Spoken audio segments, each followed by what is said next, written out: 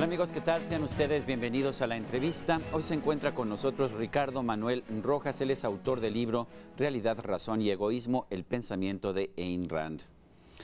Ayn Rand es quizás el personaje más importante del pensamiento contemporáneo que es más desconocida en nuestro país. Es una mujer que tuvo una huella muy significativa en el desarrollo del pensamiento liberal en los Estados Unidos, y por liberal quiero decir el pensamiento que cree en la libertad individual, económica, en la libertad de los individuos. Y bueno, lo curioso del caso es que el impacto que ha tenido Ayn Rand en los Estados Unidos y en el mundo ha sido bastante notable. En México es un personaje realmente desconocido, a pesar de que es una filósofa que además escribió obra novelística muy importante en los Estados Unidos. Está con nosotros Ricardo Manuel Rojas, autor de Realidad, Razón y Egoísmo, el pensamiento de Ayn Rand. Ricardo Manuel Rojas es actualmente director del Departamento de Posgrado de la Facultad de Derecho de la Universidad Francisco Marroquín de Guatemala, así como magistrado en el sistema de justicia de su país, de Argentina. En realidad ha sido miembro del servicio judicial durante mucho tiempo. Ricardo Manuel Rojas, gracias por estar con nosotros en la entrevista. Muchas gracias a ti. Me gustaría que nos dijera en primer lugar, ¿por qué es importante Ayn Rand? A mí me gusta decir que es sorprendente que en México no se le conozca más, pero pues vamos a empezar por saber por qué es importante. Bueno, Ayn Rand es importante porque de alguna manera brindó fundamentos y argumentos filosóficos muy fuertes para sostener el individualismo, ¿no? La idea de que los seres humanos somos individuos, que pensamos con nuestro propio cerebro, que tenemos que tomar decisiones, que es vital para nosotros tomar decisiones, y que si nosotros nos dejamos llevar por las decisiones ajenas y no nos damos cuenta de que lo que nosotros no hagamos por nosotros mismos, nadie lo va a hacer, tenemos un problema muy serio. Ayn Rand tuvo una particularidad. Ella había nacido en la Unión Soviética, es decir, nació en la Rusia presoviética y vivió los primeros años de la revolución bolchevique, y eso de alguna manera la marcó, ¿no? Ella a los 17 años, con un gran esfuerzo de sus padres, viajó a Estados Unidos y incluso cambió su nombre, ¿no? Ayn Rand es un nombre artístico que ella utilizó para que justamente en la Unión Soviética no se conociera su verdadera identidad. Y a partir de ahí ella comenzó primero como libretista y como novelista, y después como filósofa, a desarrollar una línea de pensamiento que terminó llamando objetivismo, que es la filosofía de Ayn Rand, tratando de encontrar respuestas a los problemas más simples de la supervivencia humana. Interesante además que formó un círculo intelectual en Nueva York que fue sumamente influyente. Cuando uno empieza a ver el número de personas y la influencia de estas personas, es realmente sorprendente. ¿Qué tan importante fue en este sentido como alguien que se convirtió en centro de un movimiento en el pensamiento de los Estados Unidos? Yo creo que hoy el movimiento libertario norteamericano la reconoce. Algunos están de acuerdo totalmente con sus ideas, otros no, pero todos en general la reconocen como una fuente intelectual y filosófica fundamental para el desarrollo de las ideas libertarias, el renacimiento de las ideas liberales en los Estados Unidos a partir de los años 70, 80 en adelante. ¿Qué tan importantes fueron sus novelas?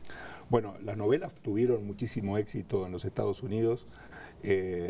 A ver, yendo cronológicamente, ella publicó Los que vivimos, en primer lugar, que es una novela ambientada en la Rusia que ella dejó, que curiosamente la intelectualidad norteamericana, muy influenciada por la izquierda en los años 30, no quería que esa novela se publique. Ella tuvo muchos problemas para publicar la novela, porque cuenta, en realidad, desnuda los problemas de justamente el comunismo en Rusia. Luego publicó lo que fue posiblemente su obra que le dio fama internacional, que fue The Fountainhead. Hay una película con Gary Cooper en los años 40. El manantial, El manantial traducido en español. Novela que se ha traducido en muchos idiomas.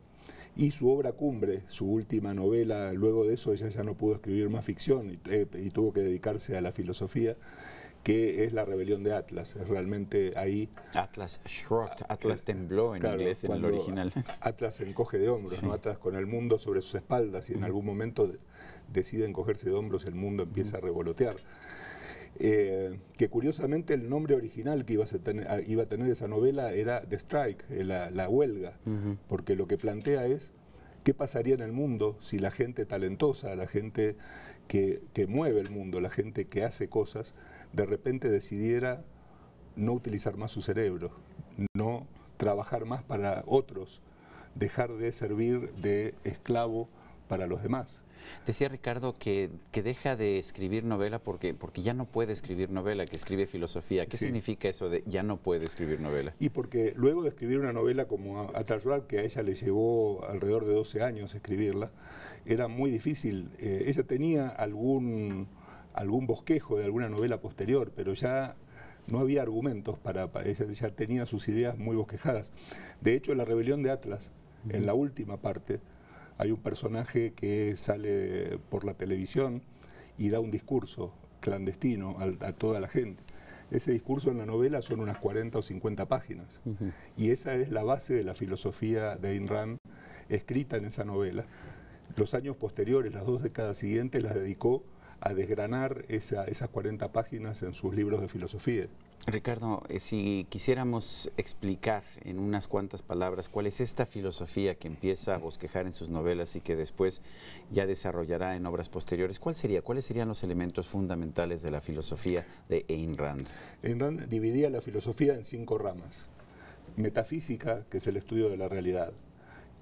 Por eso ella, en los años 60, donde había muchas teorías filosóficas que trataban de negar la realidad o de esconderla, desde algunas filosofías con un origen platonista e incluso kantiano, que trataban de decir, bueno, hay un mundo que conocemos y un mundo que no conocemos.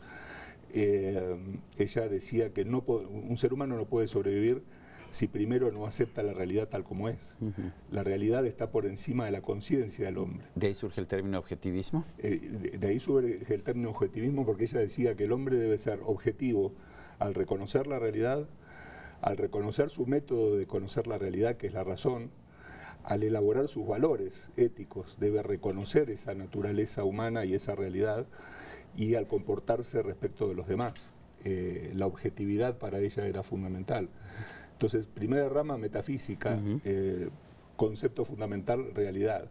Segunda rama, epistemología, cómo el hombre toma contacto de la realidad. Y Ayn Rand decía, nosotros tenemos un único mecanismo, que es la razón. No es infalible, no es perfecta, pero es lo único que tenemos. Ser racionales todo el tiempo, en el sentido de analizar los problemas que tenemos que resolver de manera racional y no movidos por otras cuestiones o dejándonos llevar por lo que los demás nos dicen. Utilizar nuestra propia razón para resolver nuestros propios problemas era un nudo central de la filosofía de Ayn Rand. Tercera rama de la filosofía, la ética. ¿Qué tipo de valores un ser humano debería sostener? Nosotros no podemos vivir sin valores. El que dice que vive sin valores está teniendo un valor. Su valor es negar la realidad. O sea, ella decía, como nosotros elegimos libre y voluntariamente nuestros valores, deberíamos tratar de encontrar un set de valores objetivos para poder sobrevivir. Y en este sentido, el motor de la moral es el egoísmo. Ella dedicó mucho tiempo a reivindicar la palabra egoísmo, en el sentido que el egoísmo es buscar nuestro propio bienestar.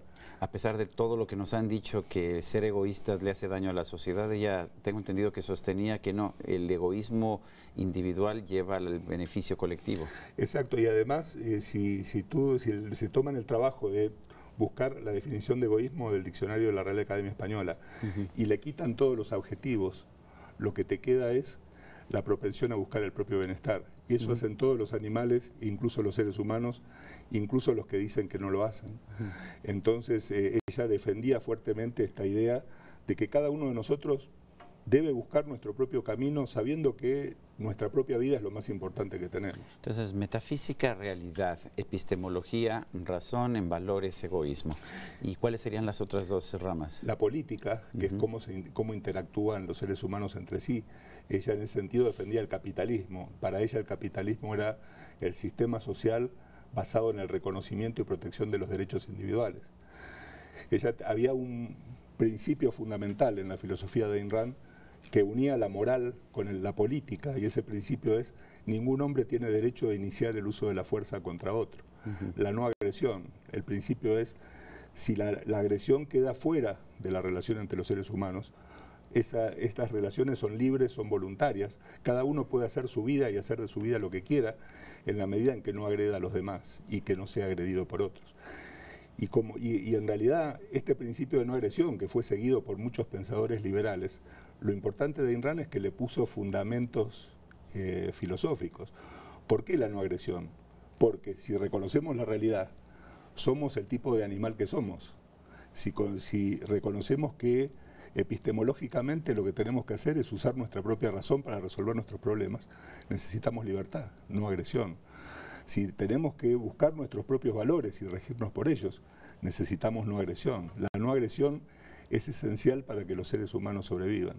Entonces, en política, el principio del capitalismo, capitalismo que es no agresión, el respeto de los derechos que cada individuales. quien puede hacer económicamente lo que uno quiera mientras no agreda a nadie más. Exacto, económicamente y en todo sentido. Bueno, y la quinta es la estética. Ayn Rand en estética reconocía el principio del romanticismo. Para ella el arte era la recreación de la realidad de acuerdo con los valores metafísicos del artista.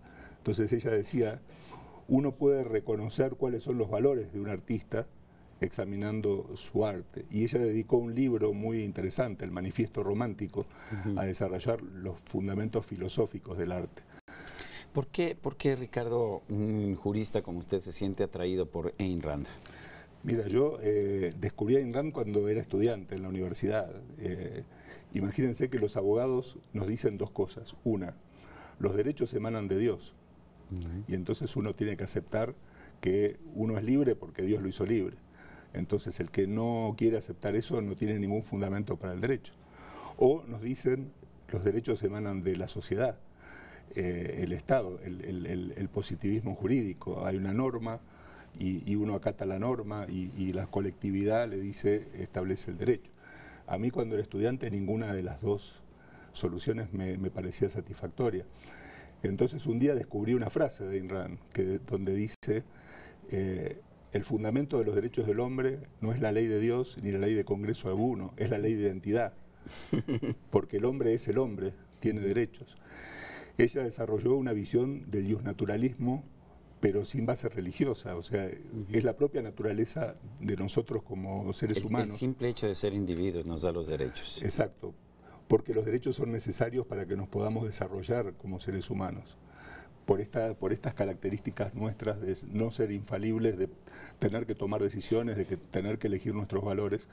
Por todo eso necesitamos que en nuestras vinculaciones sociales necesitemos que la coacción quede fuera de discusión. Cuando yo descubrí eso, empecé a leer Ayn Rand y obviamente me marcó en su momento. Ayn Rand tuvo un gran impacto en el medio intelectual de los Estados Unidos y de otros lugares del mundo, sobre todo ya en los años 50 y 60, recuerdo en la autobiografía de Alan Greenspan hablando acerca de lo importante que era este grupo intelectual que se reunía en torno a Ayn Rand. Y sin embargo, si nosotros vemos la literatura filosófica o el pensamiento político en América Latina, Ayn Rand está conspicuamente ausente. ¿Por qué nunca hemos sentido, por qué no ha habido en Latinoamérica un mayor conocimiento de Ayn Rand? ¿Cuál es la razón? Yo creo que por un lado, Ayn Rand, por esta cuestión de que para ella los seres humanos contamos con una única herramienta que es la razón, ella rechazaba el misticismo y por lo tanto también rechazaba la religión. Ayn Rand era atea. Y eso en nuestros medios muchas veces genera rechazo. Si bien sus argumentos eran muy lógicos y muy razonables. Y por otro lado creo que a ella se la consideraba una pop philosopher. Y ella le gustaba que le dijeran eso, porque digamos los filósofos tradicionales y profesionales, los académicos decían, no, usted es una escritora de novelas que ahora escribe de filosofía. De alguna manera la menospreciaban, pero ella les demostró que uno podía andar por el metro de Nueva York y encontrarse gente leyendo sus novelas o sus libros, y no encontraba gente leyendo la acción humana de Mises, sino que ella tuvo un impacto sobre la gente común, mucho más fuerte que cualquier intelectual liberal de su época. El hecho de que ella haya sido liberal en un mundo intelectual como el latinoamericano, donde hay un culto hacia el izquierdismo, un culto hacia la intervención del Estado en la vida individual, ¿no tuvo algo que ver en este asunto? Sí, seguramente. O sea, nuestros países son terriblemente paternalistas y terriblemente dependientes de alguna autoridad o de que alguien diga cómo las cosas tienen que ser. Ayn Rand rechazaba, o sea, Ayn Rand, más que ningún otro, para mí, intelectual liberal, defendió y explicó muy bien la importancia del individualismo, de no dejarnos guiar. Y había una cosa muy curiosa, Ayn Rand, a pesar de que sus ideas políticas estaban muy emparentadas con el liberalismo clásico, ella no era una anarquista, de todos modos consideraba que el cobro de impuestos es un crimen. Decía que el gobierno solo se debía una forma de esclavitud. Exacto. Y que el gobierno, si existía, solo debía existir con aportes no compulsivos. La gente lo debía sostener porque era importante para ella. Si dejaba de ser importante, tenía que dejar de existir. Lo cual fue una base muy fuerte para los movimientos más radicales, si uno quiere, de libertarios en los Estados Unidos actualmente, que ya incluso niegan la necesidad de que el gobierno exista. Pero ella marcaba esa diferencia con los liberales clásicos. Nadie tiene derecho a iniciar el uso de la fuerza, decía, ni siquiera el gobierno. Por lo tanto, si el gobierno me presta un servicio, me cobra por el servicio que me preste. Pero eso de que venga y me cobre por la fuerza dinero, me lo quite, para hacer quién sabe qué cosas sobre las cuales yo no tengo control, es una forma de esclavitud.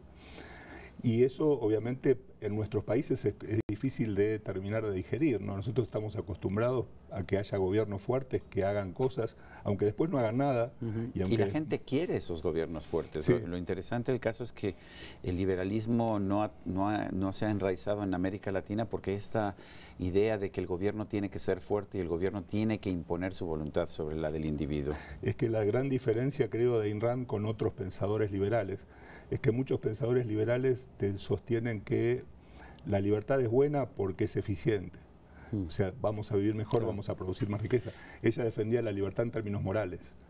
Era una libertad en términos deontológicos, para utilizar el término filosófico. Exacto, exacto. Y entonces ya no era simplemente el argumento de, bueno, el mercado... Es más pragmático, funciona mejor, claro, una economía libre, exacto, ¿no? Ella iba al fondo, mire, usted necesita ser libre, usted es libre, usted debe tomar sus propias decisiones, y lo fundamentaba con argumentos realmente muy buenos.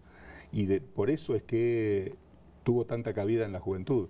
En Estados Unidos, incluso hoy en día, es muy común en cualquier campus universitario que haya un grupo que se junta a leer las obras de Ayn Rand, porque en realidad ella tuvo su mayor, su mayor impacto estuvo fundamentalmente sobre la gente joven. Vamos a hacer una pausa. Sí, en este momento estamos en la entrevista, estamos conversando con Ricardo Manuel Rojas. Él es autor del libro Realidad, Razón y Egoísmo, el pensamiento de Ayn Rand. Regresamos.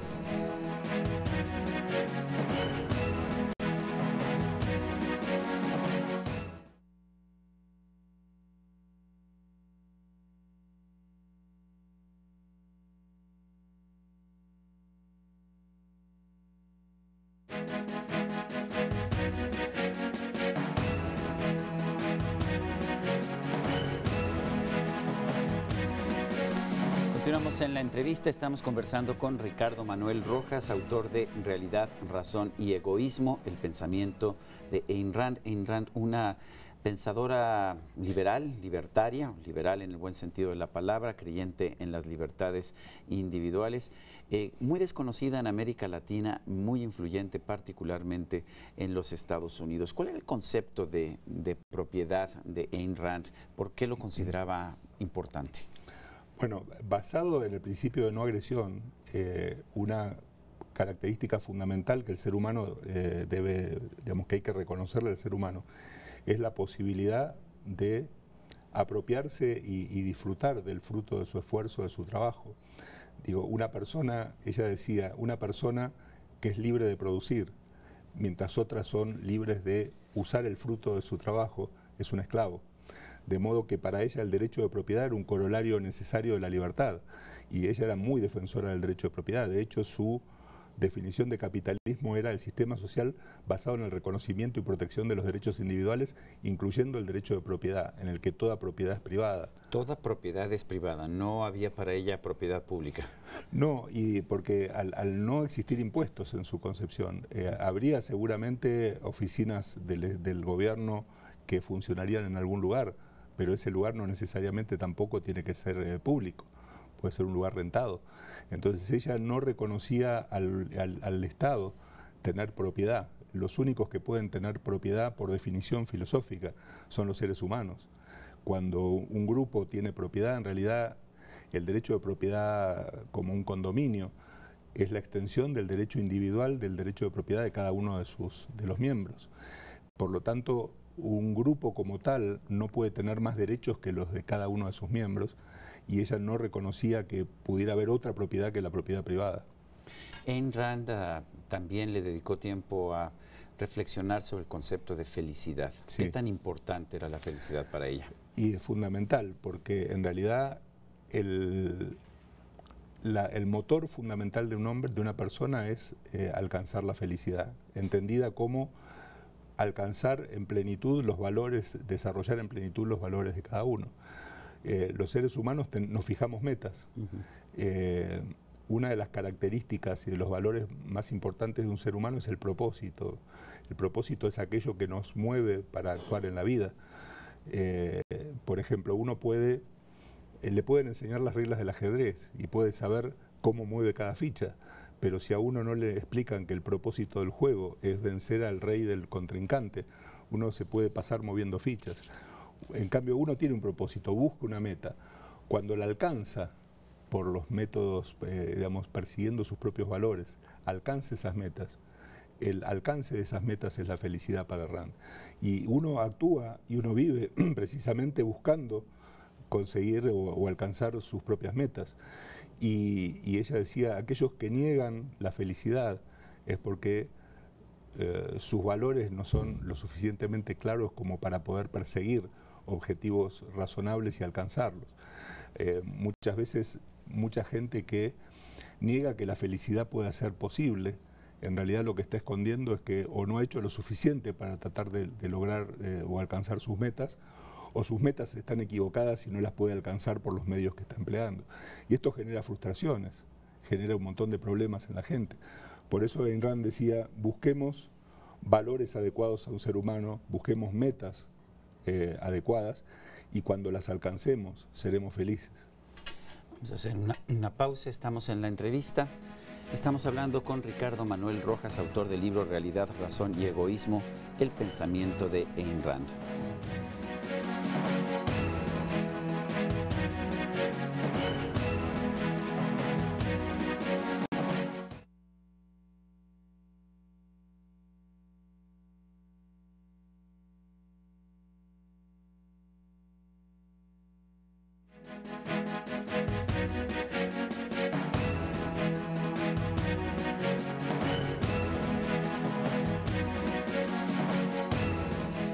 Ricardo Manuel Rojas, en un mundo en que nos han enseñado que la felicidad depende de la generosidad, Ayn Rand nos dice que no, que depende del egoísmo. ¿No es una paradoja?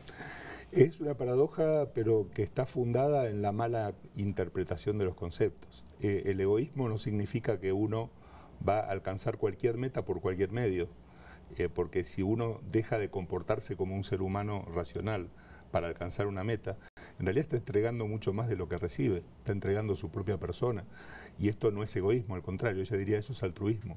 El punto es que nosotros como seres humanos, aun cuando nuestra meta sea hacer cosas por los demás, lo hacemos primordialmente por nosotros mismos. Cada uno de nosotros actúa persiguiendo sus propias metas, aunque no lo quiera reconocer. Y imagina por un momento un mundo donde todos dijéramos y actuáramos en consecuencia: me despojo de mi personalidad, me despojo de mi egoísmo, voy a perseguir las metas de los demás. El problema es que si los demás tampoco tienen metas, porque tampoco son egoístas y son altruistas, nadie sabría qué hacer en el mundo. Tendríamos una sociedad sin metas. Sin metas, y no podríamos ni siquiera ser altruistas, porque no sabríamos qué hacer. El punto es que cada uno de nosotros persigue sus propios valores, lo hace lo mejor que puede, en la medida en que no lo haga a expensas de los demás. Cada uno podrá actuar en favor de los demás. Lo que no significa que una de las virtudes que Ayn Rand defendía mucho era la benevolencia. La benevolencia significa, porque yo valoro a los otros seres humanos, estoy dispuesto a ayudarlos, pero no porque tenga la obligación moral de hacerlo, sino porque los reconozco y los respeto como seres humanos. Ricardo Manuel Rojas, autor de Realidad, Razón y Egoísmo, gracias por esta conversación. Muchas gracias por la invitación. Y a usted, amigo televidente, que hace posible este programa, se lo agradezco también. Eso es todo por hoy, pero no se le olvide. Nos vemos la próxima.